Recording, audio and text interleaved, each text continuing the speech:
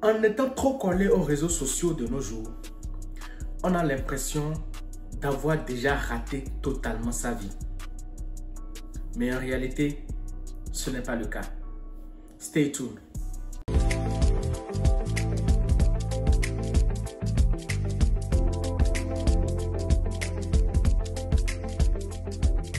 De nombreuses personnes surexposent leur vie sur les réseaux sociaux aujourd'hui. Le groupe de musique ivoirien Espoir 2000 allait dire que dans la nuit, tous les chats sont gris. Tout le monde paraît riche sur les réseaux sociaux. Tous les couples paraissent très heureux sur les réseaux sociaux.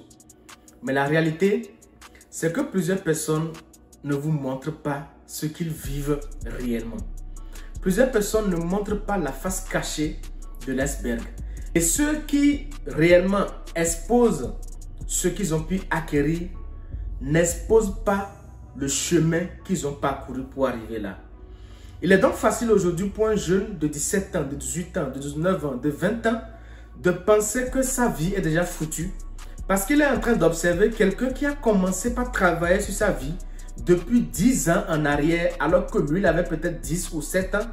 Il est en train d'observer cette personne-là jouir des fruits de ce qu'il a fait par le passé aujourd'hui et il pense qu'il a déjà raté sa vie. Non, vous n'avez pas raté votre vie.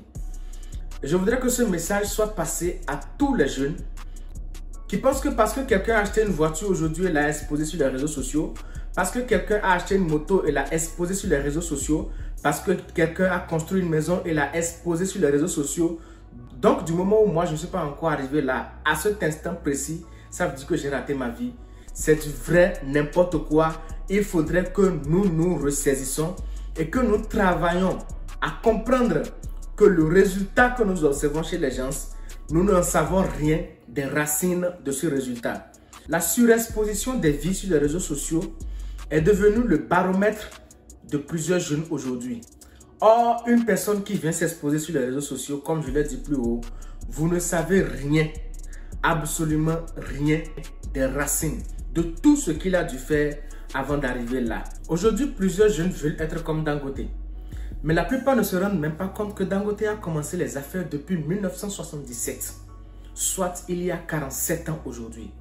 Et donc nous devons comprendre que la patience est la clé et que nous ne devons pas mesurer notre vie à travers l'hyper-exposition des vies sur les réseaux sociaux. Et je voudrais conclure en disant que n'oubliez jamais, Morgan Freeman est devenu connu dans le monde du cinéma à l'âge de 50 ans.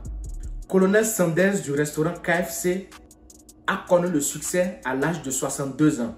Stan Lee de Marvel a publié sa première bande dessinée à l'âge de 40 ans. Il n'est pas encore tard. Il n'est jamais trop tard. Suivez vos rêves, ils connaissent le chemin et ne vous comparez pas à ceux qui se surexposent sur les réseaux sociaux. Peace out.